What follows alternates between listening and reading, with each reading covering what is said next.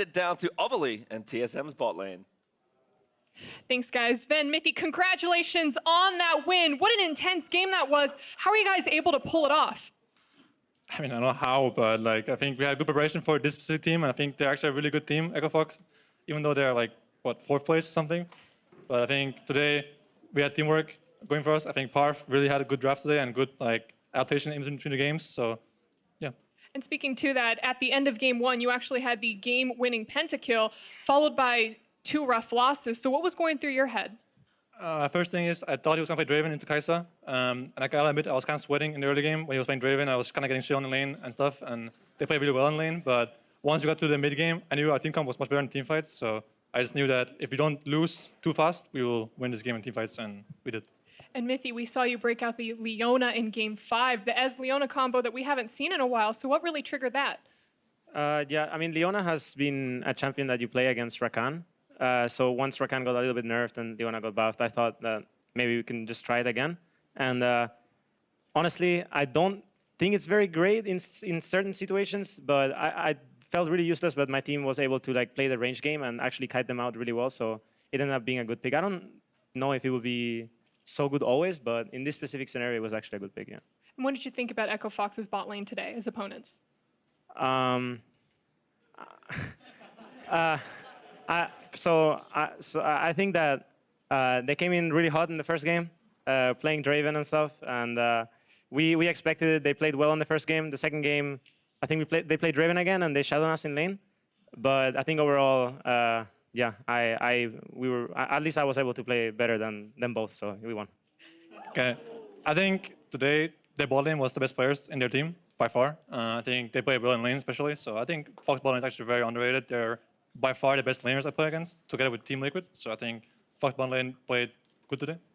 Great, and between games, we were able to take a little sneak peek in your post-game meetings, and we saw Reggie come in and talk to you guys. So what kind of an impact did he have speaking after games? I mean, not only is he our boss, so we have like that feeling of your boss is nearby, right? But he's actually smart about the game, Reginald. He might have his blue cards and stuff, but he's actually a really good player, and he's really smart. And his words were actually inspiring to me and motivational, so I think the pep talks he gave us about teamwork and how we have to commit for the plays, even if they're bad, and not do 2 things at once, he actually helped us. Old memes. Mithy, what about you? Yeah, I mean, just anytime you have a veteran player giving you any advice, you should just take it and just take as much from it as you can, and especially someone that is looking at the games from behind. He actually listens to our comms, knows what we're doing, knows what the NA team is doing. Any kind of advice from a person like that is very welcome, and I mean, it helps that he's our boss, so we have to listen, you know, but but yeah, definitely very helpful. And both of you guys were brought to TSM to win, and you have just won your first playoff series of this year. So what do you think needs to happen, or what do you need to do in order to qualify this as a successful move? I actually think Fox is one of the teams that are better against us than most teams, because I think they play a lot of different champions. They play very aggressive in the early game, something we've been struggling with recently. They play like counter picks, like you saw the Draven pick, and these kind of champs other teams don't play. So I think if we keep doing what we're doing and we prepare well for next week, I think we will be actually better against them than this week. For me, I came to TSM because I'm a Real Madrid fan, and TSM is like the league version of Real Madrid, in my opinion. So I just wanted to like join my favorite team in league and just kind of like see where that takes me.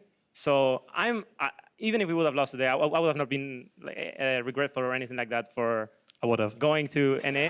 I mean, I would have not. Jesper would have probably, but just coming to America, like the whole experience and adapting to a new place, new teammates, like just new mindset too, and how things are done so differently, has been a big like growing experience for me. And yeah, I don't really regret it. And now that we won, it's even better. But I mean, we still have a long way to go.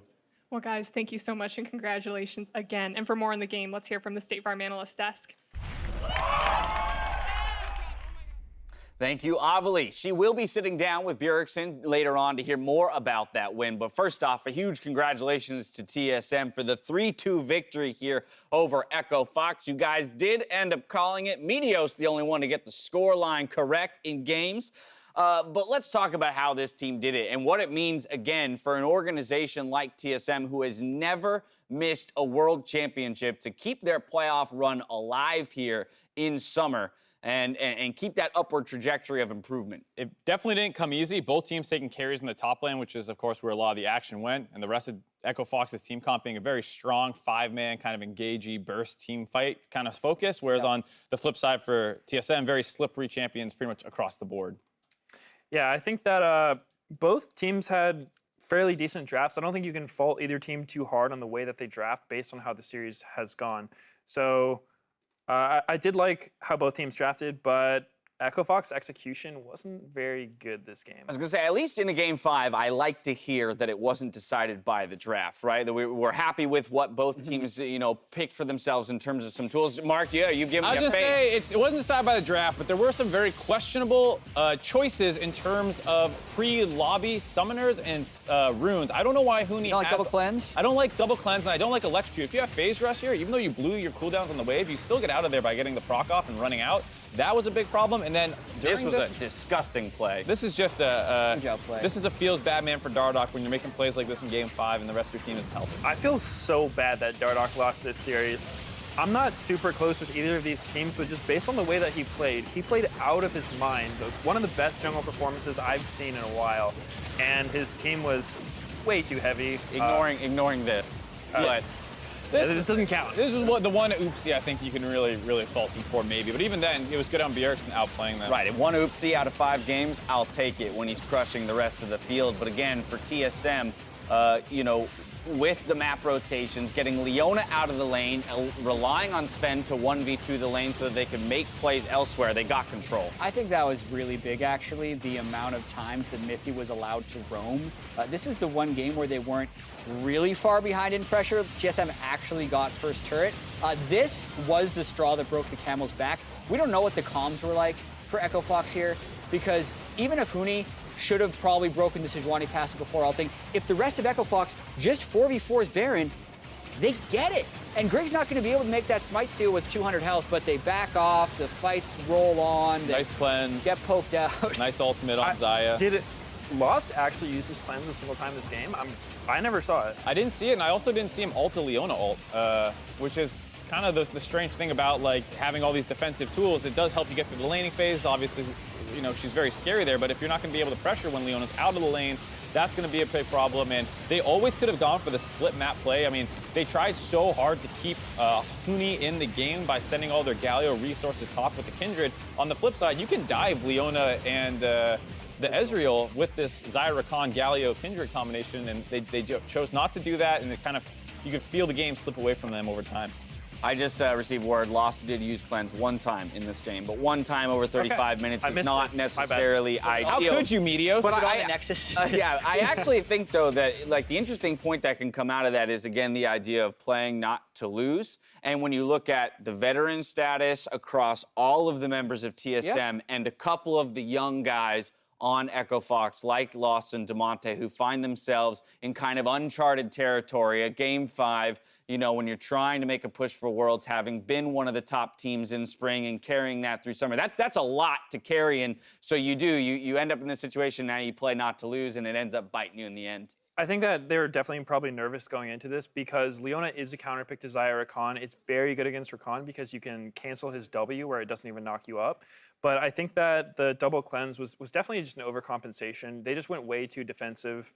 And I think that they could have got a lot bigger advantage in that lane had they played to win the lane rather than just like 2v1 in Ezreal and not get any advantage. Yeah, and when you talk about the pressure of the game as well, I thought Demonte probably dealt with it pretty well. His Galio game did amazingly compared to what we've seen against some other people that are playing against Bjergsen's LeBlanc. I do think that Huni was probably the breaking point of the series as well. He had one good game with the Rumble. The rest of them, you argue, were mostly bad games that were getting out pressured. And that's something that Echo Fox relied on pretty much the whole year, and they didn't have it down the stretch. And I think, especially given the news that he was sick all week, we heard that scrims, they were using Nintendude potentially for some of those. And you just got to think with how close this series was, it's just unfortunate for Echo Fox and Echo Fox fans that you don't have your superstar player at 100%. That said, their summer run is not over yet. They can look towards the gauntlet quite possibly. So we'll get back to our discussion about this series and Echo Fox's future. But for now, we're going to toss it over to Avli and Bjergsen. Thanks, guys. Bjergsen, I know you say that I can't just keep picking you for all my interviews, but you can't go 11-1 as Irelia and pick up a pentakill and not expect me to ask you about it. So tell me about how the series went from your perspective and how you were able to stay focused through the long series. Oh man, there's really no recipe to staying focused in these long series. We had been playing best of 5 scrims kind of, or playing 5 games in a row to kind of prepare for this mentally or be able to play that many games in a row. So I think that practice really paid off today because we went all 5 games. Series overall was exciting. There was just a lot of adaptation in every game and in every draft. We could see both teams adapting to what the other team had picked. And yeah, just really happy I got to show off my Irelia today. What did you think about some of those drafts? Because there were parts where it looked a little weird on both sides.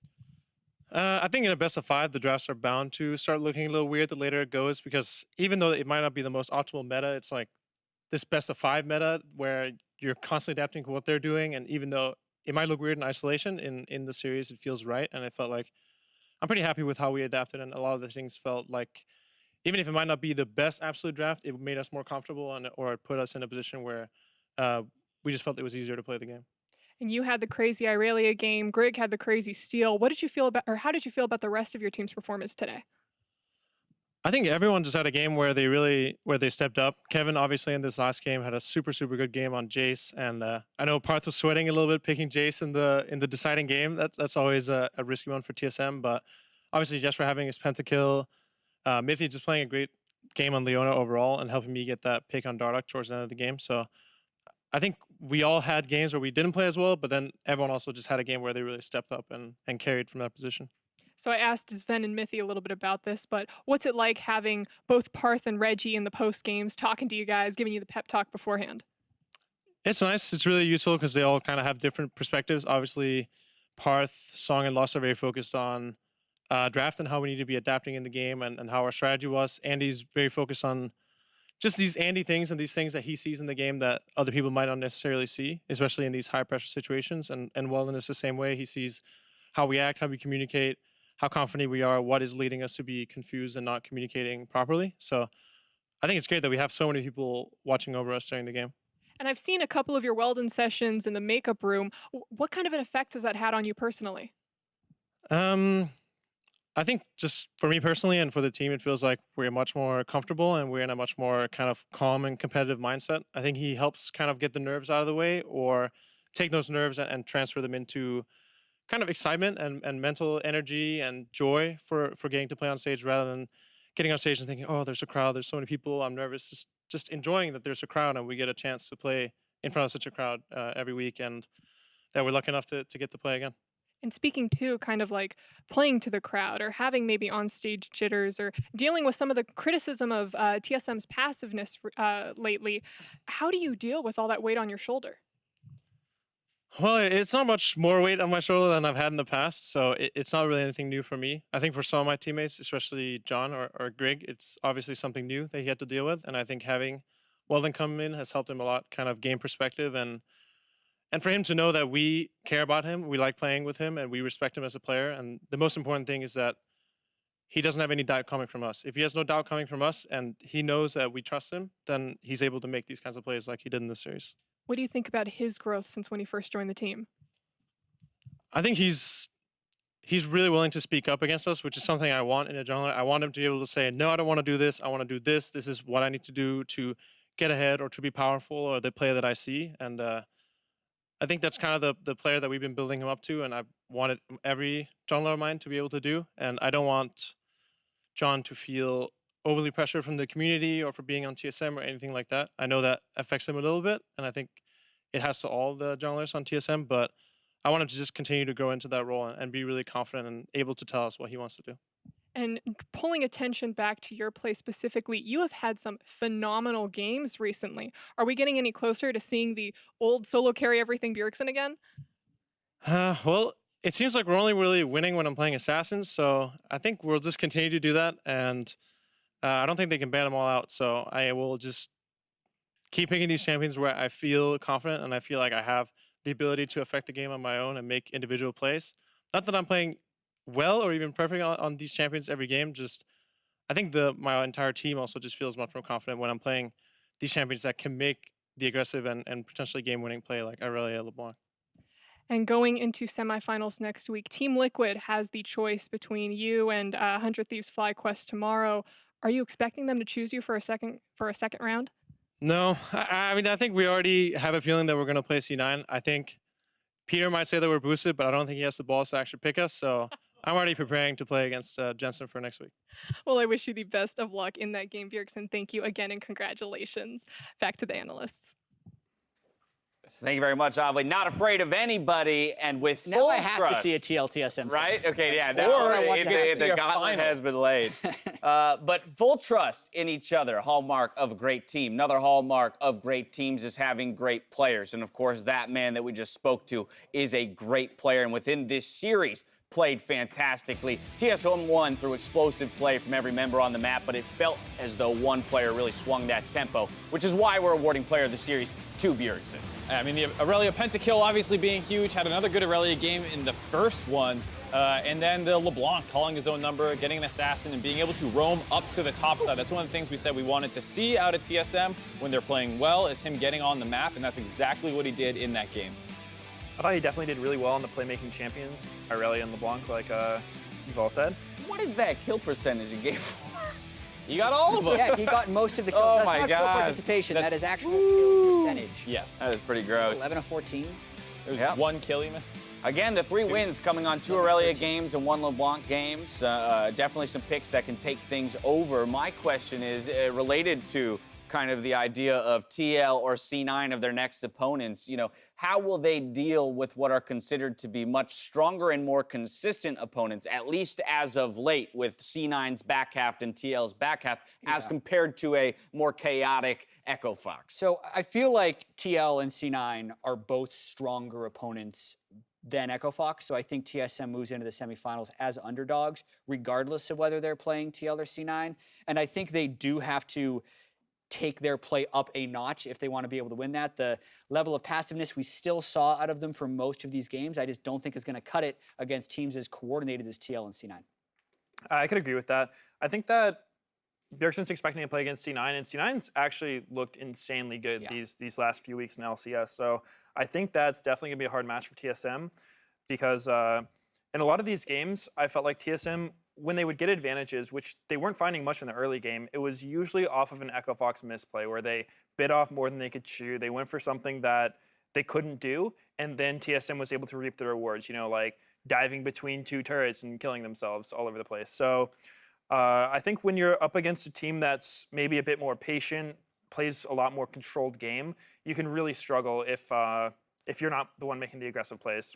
Now, for Echo Fox, of course, as was mentioned, they will make their way to the gauntlet, so the season is not over yet, but I do want to talk about their prospects moving forward. Of course, we talked about Huni having a pretty lackluster day on top of the illness that struck him this week. So, you know, is there confidence that, hey, with a healthy Huni back on the table, they might be able to run the entire gauntlet and make it to Worlds, or is there more that they need to shore up when they can establish those early leads, but seem to have the misplays or enough misplays to throw it back?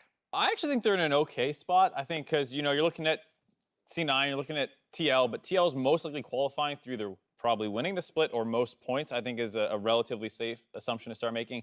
C9 is where you start saying, are they going to be in the gauntlet or not? And that's when you get scary. But after that, if you're talking about maybe bumping into TSM again, you saw how close this was. You talk about maybe bumping into 100 Thieves. I don't think they're that scared about any of those guys. And so I think depending on who else is in the gauntlet, Echo Fox could easily be, if they manage to improve a little bit, in a good position to advance. I would love to see Echo Fox get to Worlds personally. Yeah. I realize they have a hard road to get there, but I think that NA historically has struggled to be aggressive in international tournaments, and that's usually kind of been our downfall because, you know, these other teams, LPL, LCK, are just insanely aggressive all over the place. And I think that Echo Fox would have really fun matches against them. What are your thoughts there? I always thought our downfall was Jace, week 2. Well, not Jace anymore, right? Did we just break the Game 5 Jace curse? I actually think that Sun was in our eyes. Echo Fox could potentially be pretty strong.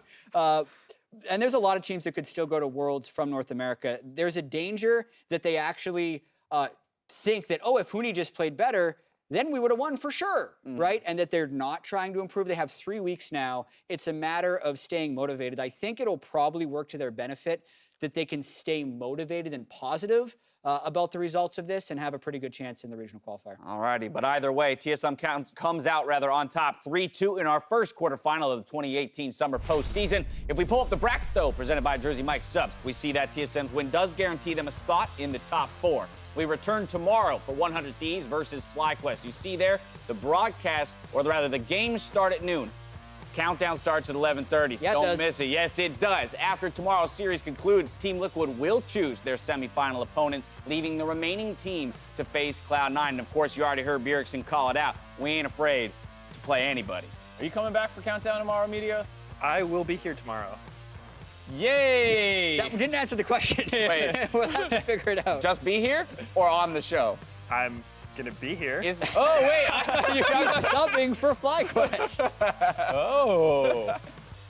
Right? You're on their playoff roster. Yeah. Yeah, that's right. Maybe. Well, of course, I'm not sure.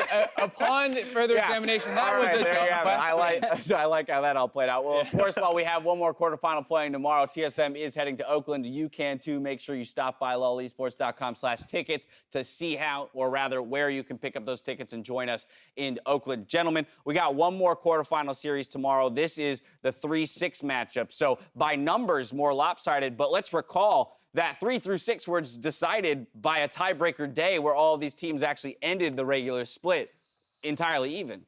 Yeah, you don't want to sleep on either of these teams, especially 100 Thieves. Like, they're a team that actually finished second last split with Meteos on the team, and they're third this time with good tiebreaker results.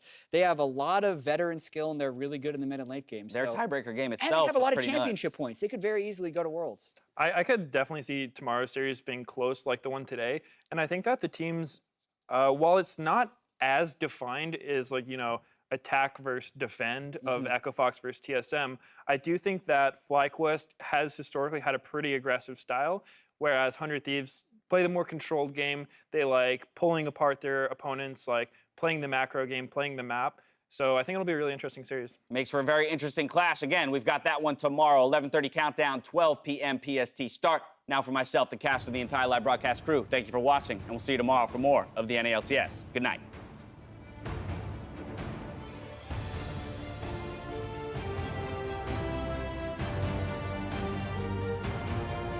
We have so many different stories between our players on why we can't make final or why we can't win, but new story starts with us winning. Smoothie running into the mid lane. There's the devour. This looks like first blood. Rotations around. Bjergsen's going to try and get out of there, but he's gone towards the turret. He's channeling away, and Dardock swoops in for first blood. Popping off flash. Just flash. On money more at least. Yeah. Go on, Dream. I can stun him. Nice, guys. Nice. I can look at Kai'Sa here. Kai'Sa, stun. Oh, nice. We can win. Nice. Okay. Recently, we've started living up to our old reputation that TSM is a team to be feared. TSM rushing in there. Spare with a double. Spare with a triple kill. Spare with a quadra kill. TSM in game number 1 will kick their Kai'Sa the pentakill. Now Greg, he's stolen a lot this split. Mithy also around the side. Maybe going to try something here. Greg, he's going to go. You're kidding me! I'm looking at Kai'Sa. Kai'Sa, dead. I'm dead. No, we're gonna win. Okay. Kai'Sa's dead. Okay, boys. Fight after, no? Yeah. Azir, no flash. Nice. No, we can. Yeah, we can. Wow. Huni says, I may be ill, but test me again. I dare you. I think all the teams that we're playing against know that we can show up at any given day. Smoothie cleanses out of the way, but Bjergsen dives over the top. Takes down Huni, takes down Smoothie. Bjergsen again looks for Lost. There, gets the flash Q. Lost is going to get turned down the stun. Bjergsen, he is dancing around the Echo Fox carries. Bjergsen will push TSM to where he always has, the pentakill, and the chance for another finals appearance. Yeah, he's got his flash, but I think Honza's going to force him to use a Honza flash forward. Wants to get the kill. There's the Q and Honza. Rigs the bouncy. Dardock wants him so bad. Rick needs to be careful. He's able to get it. 6-6. No, just play mid bot. Just play mid bot here. There's such a big win. Nice.